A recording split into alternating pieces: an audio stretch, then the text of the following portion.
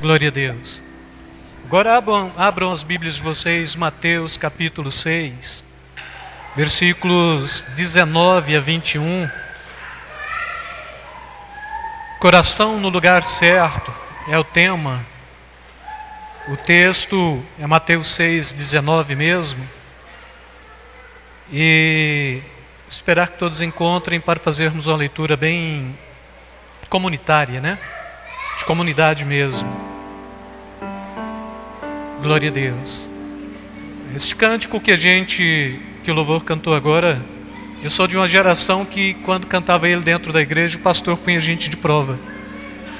E aí você tinha que ficar procurando lugar para cantar, não é?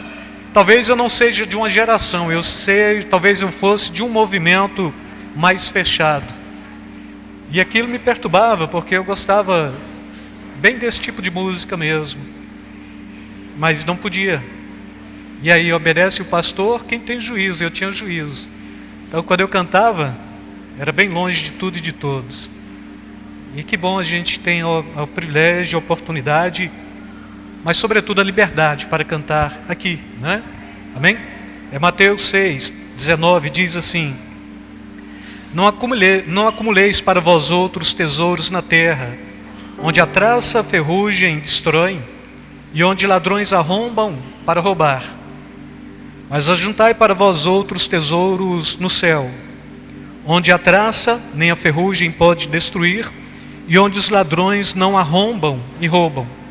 Porque onde estiver o vosso tesouro, aí também estará o vosso coração. Amém? Pode sentar, amados. Agora à tarde estava fechando este sermão e na introdução deste sermão mesmo, pensando de fato o que o Espírito Santo me daria e buscando em Deus direção para fazê-lo, me veio à mente que quando nós paramos para questionarmos esta questão de tesouros mesmo, não é? De riquezas, o que de mais precioso há em nossas vidas? Me veio esta pergunta: o que de mais precioso você tem na sua vida? E a resposta, ela seria uma resposta muito fácil de responder, caso de fato todos nós não esbarrássemos numa pequena questão. A resposta seria: olha, o que mais de precioso há na minha vida como cristão é o reino dos céus, é o reino de Deus, é a glória de Deus, é a vida eterna em Cristo Jesus. Só que neste questionário, nesta perguntazinha, a resposta nem sempre ela se dá assim. E eu diria com muita dificuldade a gente tem a facilidade de respondê-la assim, porque a gente vai esbarrar numa questãozinha, e esta questãozinha diz respeito a nós mesmos e ao nosso próprio reino, em detrimento de Deus e do seu reino. Porque quando se fala acerca do reino de Deus, o reino de Deus é aquilo que Ele prometeu, é aquilo que não se tange, não se toca, não se apalpa, é aquilo que não se vê e sobretudo é aquilo que ainda se espera. Mas quando estou falando do meu próprio reino, estou falando daquilo que eu cogito, daquilo que eu vou atrás, daquilo que eu corro, daquilo que eu conquisto e daquilo que de fato eu posso trazer como sendo a minha verdade, como sendo o meu patrimônio, como sendo a minha realidade, porque então eu gosto de perceber o meu reino, eu gosto de perceber aquilo que eu conquistei de fato e de verdade, para atestar isto como sendo uma realidade do próprio Deus agindo na minha vida, enquanto não é, irmãos. Se perguntar, Deus tem prazer em fazer a sua igreja uma igreja rica e abastada, a Bíblia vai trazer uma resposta mais ou menos assim: não.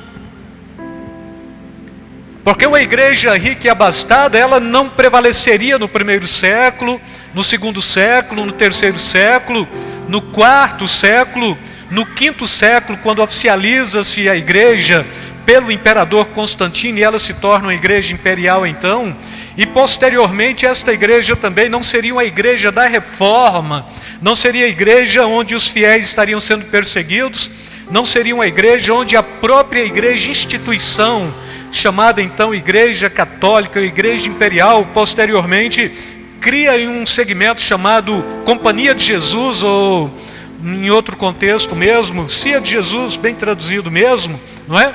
Para perseguir os crentes, os cristãos que havia rebelado contra a igreja em detrimento da verdade da palavra de Deus. Porque gostamos mais de olhar para o nosso próprio reino do que para o próprio reino de Deus. Gostamos mais de entesourar no nosso reino do que no céu de Deus. Sempre foi assim. E toda a estrutura bíblica ela vai jogar para esta proposta. O Deus que faz promessas, mas o homem que tenta antecipar estas promessas dentro daquilo que é palpável, visível, tangível e daquilo que se pode conquistar. E aí me veio à mente que eu posso chamar isso também de síndrome de Nabucodonosor. Porque Nabucodonosor, depois de conquistar tudo, depois de construir ali um império grande, lá em Daniel, no capítulo 4, no versículo 30, ele diz: e não é esta a grande Babilônia que eu edifiquei para a morada real, pela força do meu poder e para a glória da minha majestade. E a gente vai encontrar muitos cristãos com esta síndrome. Porque eu fiz, eu faço, eu posso. Tem em mim uma marca que me permite fazer aquilo de tal forma e com tanta majestade que todos vão olhar e me perceber. Gostamos de ser lembrados. Enquanto a Bíblia está nos mandando lembrar da palavra de Deus para guardá-la no coração e para vivê-la. Gostamos de ser evidenciados, enquanto a palavra de Deus está propondo, mesmo pela própria confecção da Arca da Aliança, cujos querubins eles estavam cabisbaixos, olhando para baixo, enquanto se manifestava o Shekinah, a glória de Deus, e a gente canta isto: convém que ele cresça e que eu diminua, mas nós não gostamos de diminuir porque queremos estar em evidência contínua e constante. Esta é a dura realidade do que podemos traduzir hoje como igreja do Senhor Jesus, e que podemos traduzir em todo sempre como igreja do Senhor Jesus, porque quando Jesus está falando isto aqui, é Sermão do Monte mesmo, é capítulo 5, 6 e 7, e o Sermão do Monte, ele é uma desconstrução da estrutura religiosa e farisaica de Israel, para edificar alguma coisa sólida, que pudesse trazer a garantia e a certeza de vida eterna, para aqueles que de fato estavam observando a fala de Jesus, e que estavam compreendendo os ensinamentos do Mestre. Por exemplo, o fariseu gostava de entesourar, o fariseu gostava de ser visto. A Bíblia diz, ele alargava os seus filactérios, que era um franjão azul, para identificá-lo como fariseu, a fim de que fosse notado e visto por todos, e fosse reverenciado como fariseu, como doutor da lei. O tesouro do fariseu era a sua própria pompa, a sua própria honra, o seu próprio status. E aí a gente entra dentro deste contexto com dois dilemas, que eu quero tentar trabalhar com vocês e resolver nesta noite. Primeiro dilema, irmãos: onde está o teu tesouro? Poderia começar onde está o teu coração, mas eu quero começar onde está o teu tesouro. É uma perguntazinha simples também. Nós servimos a Jesus pelo que Ele pode nos proporcionar financeiramente, ou nós servimos a Jesus na perspectiva do além, para a vida eterna, para o céu, para o reino definitivo de Deus? Servimos a Jesus somente para este fim financeiro e material, ou servimos a Jesus para além desta vida? O servo de Deus, ele foi chamado neste conceito de servir, e sempre o servo, ele tem que ter esta compreensão da simplicidade, da humildade, Um tempo atrás eu pus no meu Facebook: nunca creia num grande servo de Deus, porque se é servo, como é grande? E se é grande, como pode ser servo? E a igreja foi chamada para servir. E nós fomos chamados para compreendermos que de fato o Senhor não nos chamou para nos proporcionar bens financeiros, mas o Senhor nos tem chamado para servi-lo para além desta vida.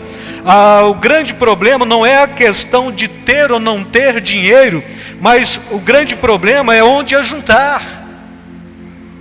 E nós estamos ajuntando muitas vezes o que não temos de forma errada e no lugar errado. Porque quando se fala neste contexto, irmãos, muitos não têm nada, vivem uma condição de arrogância, de ostentação tão grande, ao passo que alguns têm muitos e vivem uma vida de simplicidade contínua. E aquele que não tem nada, mas é arrogante, é prepotente, é jactancioso, gosta de ostentar, gosta de ser este que demonstra aquilo que supostamente é, mas que na realidade não é, ele está blefando. E ele está juntando alguma coisa que não remonta nem o reino de Deus e nem cabe dentro dos céus de Deus. Porque é vazio, é oco, não tem possibilidades, não tem nenhum tipo de conteúdo. A gente vai perceber isto com muita facilidade. Pessoas que têm são simples, pessoas que não têm são arrogantes. Estes que não têm são arrogantes, eles estão tentando entesourar alguma coisa. Estes que têm são simples, eles não estão muito preocupados. E é um tipo que me vem à mente de terceira pessoa, é aquele que tem e é arrogante também, e que acha que o seu dinheiro compra a sua própria salvação, e assim por diante. Mas hora outra a gente vê alguém aí de grande prestígio, de grande valor, com uma grande fortuna, deixando tudo para a família ter que brigar juridicamente para partilhar os seus bens, porque ele partiu, foi embora. E com certeza não levou muito, não levou nada. Por isso a gente tem que questionar bastante esta consciência da arrogância, essa consciência do querer ostentar, não é? E esta consciência também da simplicidade.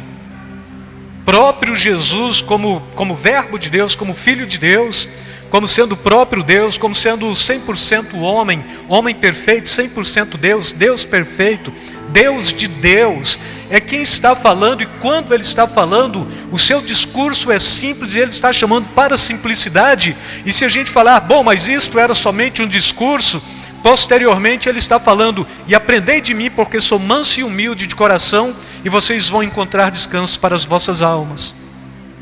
É o que ele está falando logo no capítulo 28 mesmo, lá no final. Não sei, me fugiu bem a referência, não é? Agora, e de fato o que estamos entesourando? Esta é uma grande questão.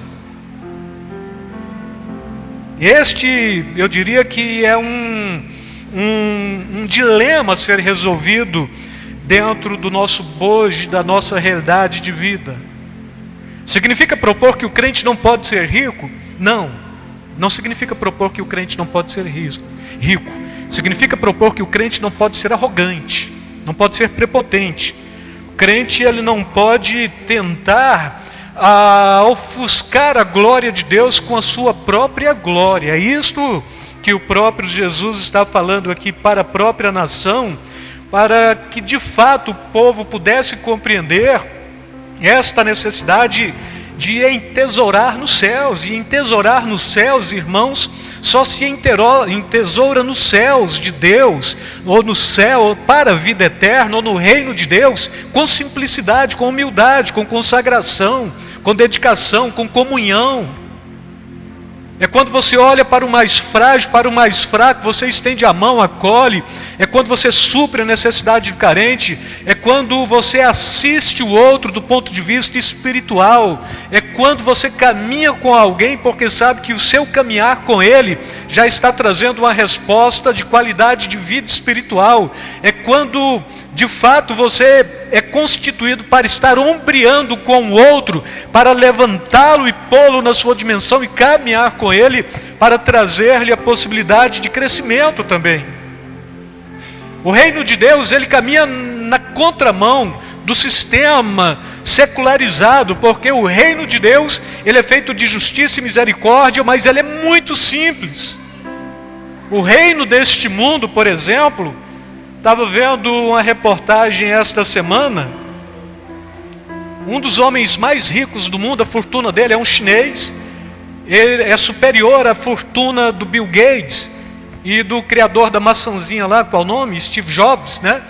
A fortuna dele é maior do que a dos dois juntos. E esse camarada chinês, empresário bem sucedido, resolveu falar alguma coisa que não deveria falar dentro do sistema, e o sistema da China é comunista, e esse cara sumiu, não apareceu. Até hoje ele está desaparecido. Alguns propõem que ele está refugiado em algum lugar até esperar abafar e abaixar a poeira da sua fala, para depois aparecer outra vez em público, porque ele falou que não devia para um governo que é estritamente punitivo, do ponto de vista que quem é contra o governo chinês e em si sendo chinês, apaga para isso, é um tiro na nuca e pega o valor daquela bala e manda para a família pagar, porque é pena capital. Falou contra o sistema, e falar contra o sistema é pena capital. Não é como no Brasil, por exemplo, que todo cristão tem a liberdade de falar contra o judiciário, contra o Congresso, contra o Executivo, e a gente fala com muita naturalidade mesmo. A gente, não na minha pessoa, porque eu não consigo falar. Eu compreendo que a função do cristão é orar.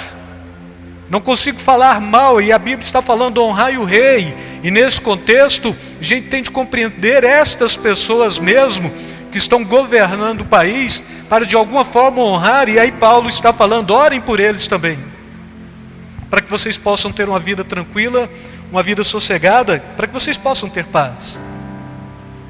Porque quando o ímpio governa, o povo sofre. Quando o justo governa, o povo se alegra. E aqui, voltando para este conceito, a ostentação é que é a tragédia da vida humana, do ser humano, do cristão mesmo, e é isto que Jesus está tentando combater nesta passagem lida, não é? Chamando para acumular tesouros, mas onde você pode pôr o seu coração também, e tanto o seu tesouro quanto o seu coração, ele está te chamando, tem que ser entesourado e posto o coração no céu, na glória, na eternidade, não aqui, porque aqui tudo passa. E estes que de fato ostentam sem ter, são arrogantes sem ter, são os que de fato sofrem, pois não tendo nada ainda leva consigo o fardo e o jugo da sentença do próprio Jesus, de não estarem tesourando no céu, porque não pode tesourar financeiramente, mas o que vai entesourar? Arrogância. Eu posso. É até um dilema cristão também. Eu sou velho de casa, eu tenho 30 anos de fé, me respeita. Eu não sou um badequinho que chegou hoje na igreja e fez profissão de fé. E o problema é que quando a gente de fato compreende a palavra de Deus como palavra de Deus, a revelação da palavra de Deus como palavra de Deus, a gente trabalha com um conceito também dos trabalhadores da última hora, aqueles que chegaram por último e que receberam o salário igual àqueles que começaram na primeira hora do dia. Então Deus, ele não está contabilizando o seu tempo de casa. Deus não está olhando para você e falando, olha, este aí está quase no tempo de herdar por definitivo a vida eterna, porque em cima do nosso sistema de previdência, você vai ter que trabalhar 35 anos, e você vai ter que ter 64 a 65 anos para aposentar. Então a gente fica plagiando o mundo e pensando, 35 anos servindo a Deus, a minha salvação está garantida, mas aqui não é sistema previdenciário. Aqui é reino de Deus. Aqui não se conta assim. Aqui é diferente, irmãos. E a proposta do reino de Deus, ela é totalmente contrária a tudo aquilo que o mundo propõe e prega, porque entesourar neste contexto não está falando de nada monetário, porque então está falando destes que, não tendo nada, conseguem ainda arrogar e trazer para si títulos e circunstâncias que possam atestar que de fato este cara tem sangue azul, enquanto o sangue é comum, é plebeu, não é nobre. E todos nós, se temos a legalidade do sangue nobre, este sangue é o de Jesus, não é o sangue da minha árvore genealógica, não é aquilo que os meus ancestrais foram, mas é aquilo que Deus cobra de mim hoje, agora, neste momento. Então não servimos a Jesus pelo que Ele pode proporcionar financeiramente, mas o servimos para além desta vida, para a vida eterna. E não queremos nada mais do que isto. E enquanto isto, a Bíblia está falando que o simples fato de você estar pertencendo ao reino de Deus, o reino de Deus cuida de você em tudo aquilo que for necessário e em tudo aquilo que for preciso. Porque o Deus que nós servimos, Ele tem cuidado de nós, Ele tem nos protegido. E quando Ele permite alguma coisa de estranho na vida do cristão, o que Ele está permitindo é mesmo para aperfeiçoar este cristão e poder trazer a ele algum tipo de aprendizado. E no reino de Deus nada é teórico, tudo é prático. Então se você sofre, tem que aprender com o sofrimento. Se você está alegre também, você tem que aprender com a alegria que o Senhor está te dando no momento. E é assim, irmãos. E aí Paulo, escrevendo aos Coríntios, no capítulo 7, no versículo 31, ele tem tanta compreensão do que Jesus está falando. E a ironia é que aqui ele está escrevendo antes deste evangelho ser confeccionado. Então, para compreender o que o Espírito Santo faz em nossas vidas, ele diz o seguinte: e os que usam deste mundo, como se deles ou dele não usasse, em absoluto, porque a aparência deste mundo passa, tem condições de ganho, mas passa. E o que Paulo está tentando traduzir aqui, o que ele está tentando propor, irmãos, é que, olha, eu estou aqui, estou desfrutando de tudo. Ganhei uma fortuna imensa. Passei no concurso público federal. Salário é lá em cima. Recebi um outro patrimônio faraônico. Estou podendo agora ter a dignidade de fazer algumas coisas que eu não fazia no passado. É isso que Paulo está fazendo, propondo. Mas também tem uma coisa: eu não estou com o coração preso nestas coisas. Porque quando Jesus me chamar, eu quero estar disposto para falar: sim, Senhor, eu usei deste mundo, mas eu não preciso deste mundo. Eu usei deste mundo, mas sei que este mundo vai passar. Porque o que mais me interessa é a vida eterna. O que mais me interessa é compreender o aspecto da minha salvação, que é individual e que não consigo levar nem o patrimônio daqui para o reino de Deus. É isto que ele está falando. E não perca a oportunidade, irmãos, caso haja oportunidade de conquistar, não percam, mas esteja pronto para ouvir o chamado do Senhor, quando Ele chamar e propor: olha, chegou a sua hora. Conquiste, mas na premissa de perceber ou de ouvir o chamado do Senhor. Se pode conquistar de forma decente, de forma ética, de forma coerente, conquiste. Abra o seu negócio, crie o seu próprio empreendimento, tenha um bom lucro, mas não ponha nisto o seu coração. Não ponha nisto a sua salvação, não barganhe com isto que é a sua salvação, porque o apego, ele te ensurdece, o apego, ele te cega, o apego exagerado, ele tira de você toda a esperança e toda a capacidade de descansar na graça e na misericórdia do Senhor. E aqueles que estão se apegando demasiadamente também, eles estão entesourando somente para esta vida. E o problema é que hoje muitos segmentos ditos igreja ensina para os fiéis isto. Esquece de falar, olha, você vai morrer e tudo vai ficar. Então tudo que você conquistou para nada. Você não vai tirar proveito disto, não é? Não é uma questão de ser rico ou pobre, mas de saber situar o seu coração. Saber compreender onde está o seu coração. E assim, irmãos, onde eu devo situar o meu coração? Onde deve estar estancado? Onde deve estar ancorado? Onde deve ser o porto seguro do meu coração? Céu, reino de Deus, vida eterna.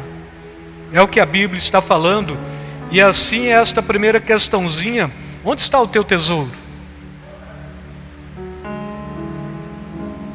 Porque pode estar no sexo oposto, pode estar em muitas outras coisas do que bem distante do Senhor e fora de Deus. E a segunda questão é: onde está o teu coração? Não é? E aí Provérbios 4:23 é aquilo que eu abri o culto mesmo. Sobre tudo o que se deve guardar, guarda o teu coração, porque dele procedem as fontes da vida. Mas quando você cai para a versão King James, ela esclarece um pouquinho mais. Acima de tudo, o que se deve preservar, guarda o íntimo da razão, pois é da disposição do coração que depende toda a tua vida. E depois você vai para uma outra versãozinha nova, pouco nova, que chama Nova Versão Transformadora. Ela diz: acima de todas as coisas, guarde o seu coração, pois ele dirige o rumo da sua vida. Então, se você compreender o seu coração como sendo coração cristão, este seu coração vai conduzir o rumo da sua vida. Ele não vai querer entesourar por aqui, porque ele sabe que aqui não tem vida. A vida aqui, ela é um conto passageiro do ponto de vista bíblico. Ela passa muito rápido.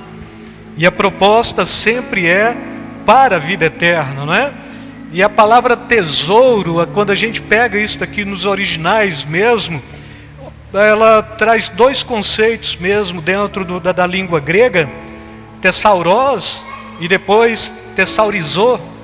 E quando está falando tesauros, tesaurizou, que é tesouro, isso que a gente compreende, não é? Abriu uma caixa, guardou muitas moedas, tesouro do pirata, todo mundo já assistiu o filme assim, não é?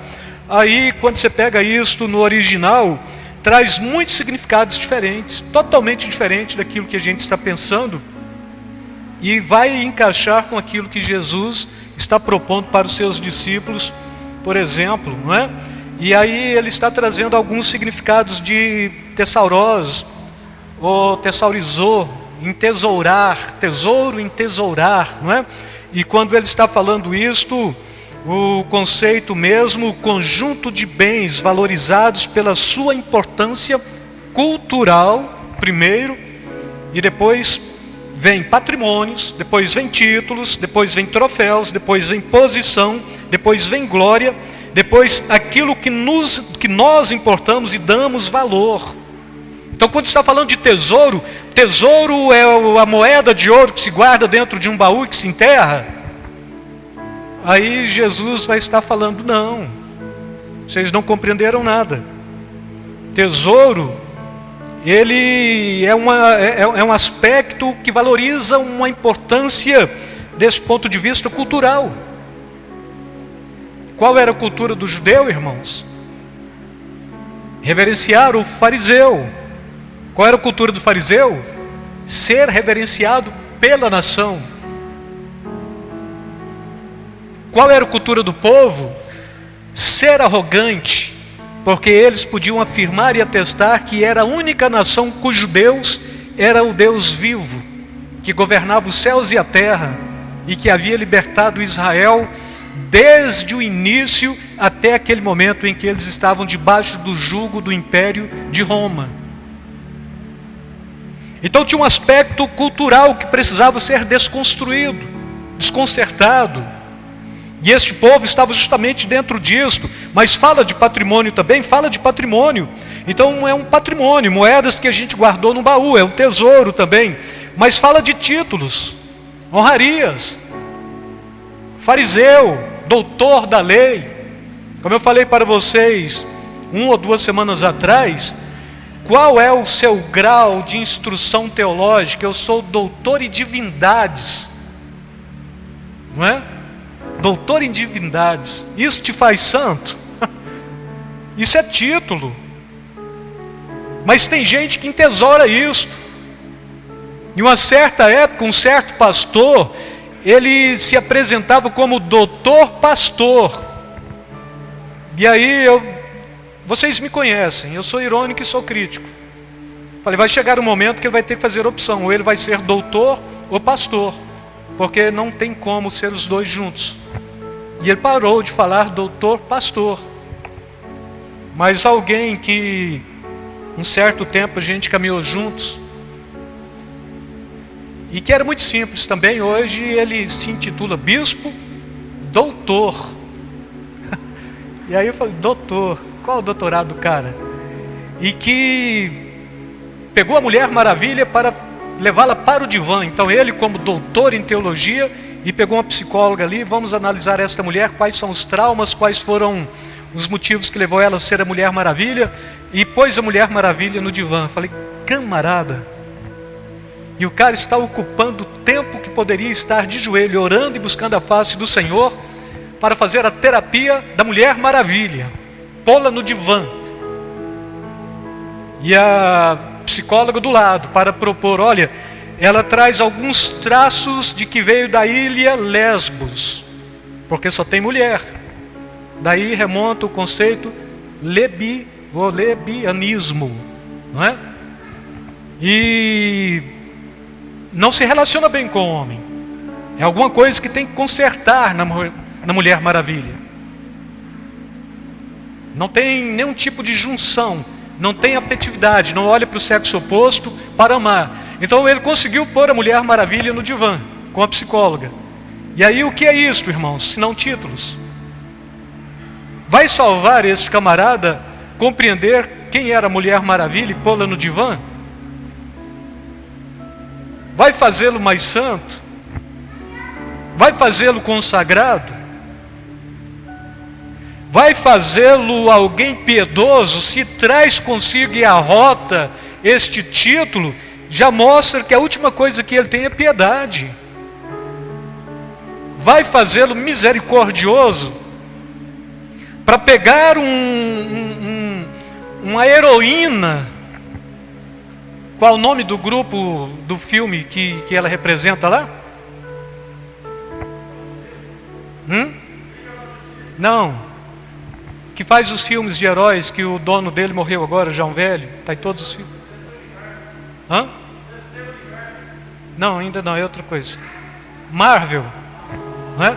Mas vai pegar os heróis da Marvel e vai tentar compreender onde eles podem ser salvos ou perdidos, onde eles têm que ir para o divã. Porque o Hulk vira Hulk, David Banner que vira o Hulk, porque ele fica verde, porque ele destrói tudo.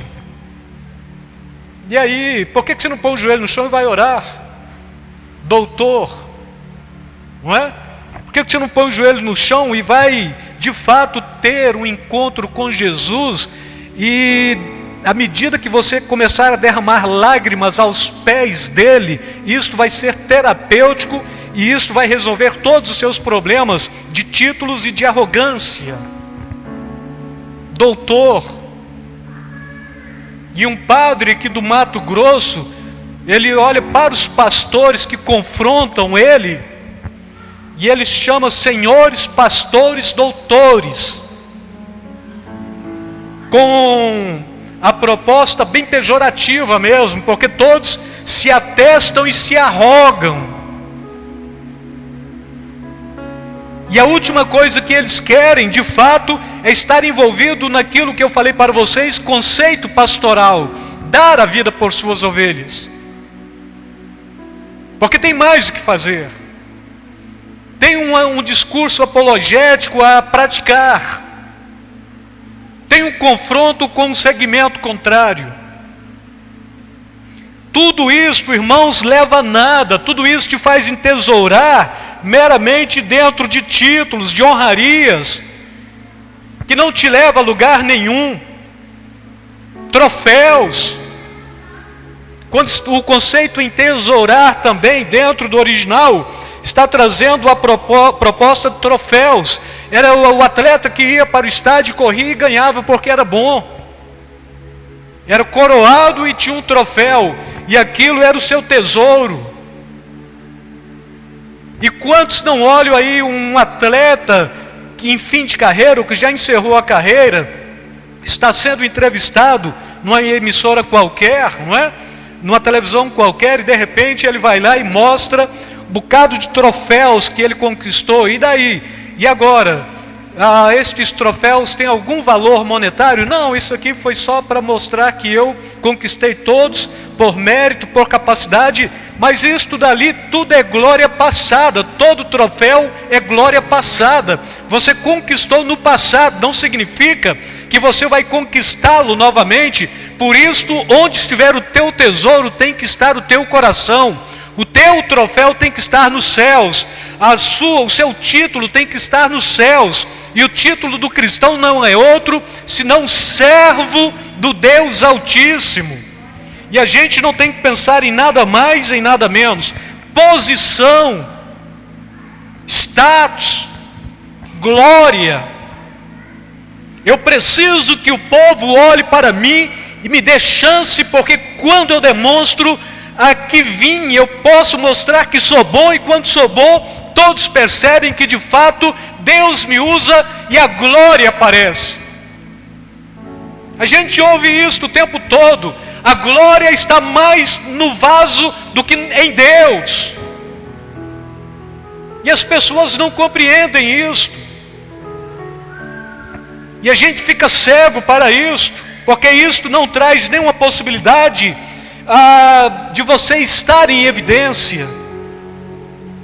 E o cristão, ele só tem que estar em evidência como sal da terra, luz do mundo.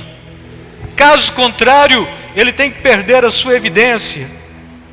Aquilo que nós importamos e damos valor é um outro conceito de tesouro também, dentro desta propostazinha, a tesaurizó, não é? Tesaurizó. Então está trazendo aqui algumas compreensões que nada tem a ver com aquilo que de fato traz alguma dignidade para o reino de Deus. Pode ser riquezas, pode ser fama, pode ser vícios, pode ser ostentação também, tudo isso condições de tesouro. Pode ser o querer estar debaixo dos holofotes. E se tem alguém que gosta de estar debaixo de um holofote para ser visto, não é artista da Rede Globo, é crente. Gosta de aparecer. E se você finge que não vê, ele vem te chamar a atenção para falar o que fez. É perturbador isto. Como se estivesse fazendo para homens. Como se estivesse entesourando no púlpito da igreja. E todo o processo de entesouramento aqui é no reino de Deus, é para a glória, é nos céus. Não é? Crente que ostenta. E tem crente que ostenta vícios, prostituição, e sai ostentando. Tudo isso é um tipo de tesouro que de alguma forma sempre vai estar te trazendo o entesourar com o coração fora do reino de Deus. E assim, a dificuldade de eu estar gravando estes vídeos é porque o foco da lâmpada nunca é bom. Se está em cima, o nariz fica para baixo. Se está de lado, a outra face fica escura. Se está de frente, o reflexo da lâmpada fica no olho. não é? E a gente tem que ficar lidando com o foco, com o holofote. O que a gente cria? O que a gente faz? Pega a melhor hora do dia, sai para fora, aí o vizinho está fazendo barulho, você corre para o quarto, está calor, acende a lâmpada, o foco não foi bom. É mais difícil você encontrar um foco de lâmpada ideal do que falar. Falar é o menor dos problemas, porque crente fala, não é? E a responsável pela gravação fica cobrando, ó, a lâmpada lá, a luzinha está aparecendo no seu óculos, então dá um jeito.